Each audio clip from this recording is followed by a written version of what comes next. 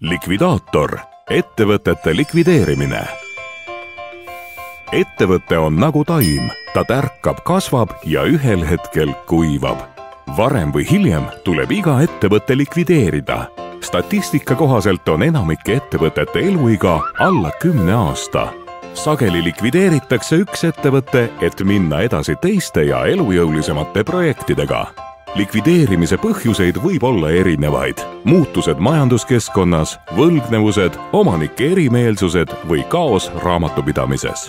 Kui teile tundub, et ettevõtte aeg hakkab läbi saama, on saabunud õige hetk pöörduda likvidaatori poole.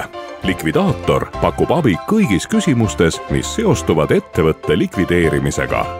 20 tegevusaasta jooksul on likvidaator edukalt sulgenud ligi 2000 ettevõtet. Oma ala peensusteni tundvad spetsialistid aitavad teid nõu ja jõuga ka keeruliste olukordade puhul. Likvidaatori visioon on suunatud tulevikku.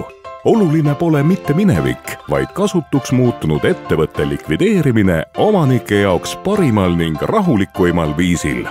Pakume erinevaid lähenemisviise, mis sõltuvad ettevõtte hetkeolukorrast. Likvideerimismenetlus sobib juhul, kui ettevõttel pole võlgnevusi ja raamatupidamine on korras. Pankrotimenetlus sobib juhul, kui ettevõttel on võlgnevused ja raamatupidamine on korras. Müük koos likvideerimisega parim lahendus juhul, kui on tekkinud probleeme, millega ei taheta enam tegeleda. Likvidaator juhindub oma tegevuses Euroopa Liidu seadustest ning äritavadest, samuti rahvusvahelistest õigusaktidest.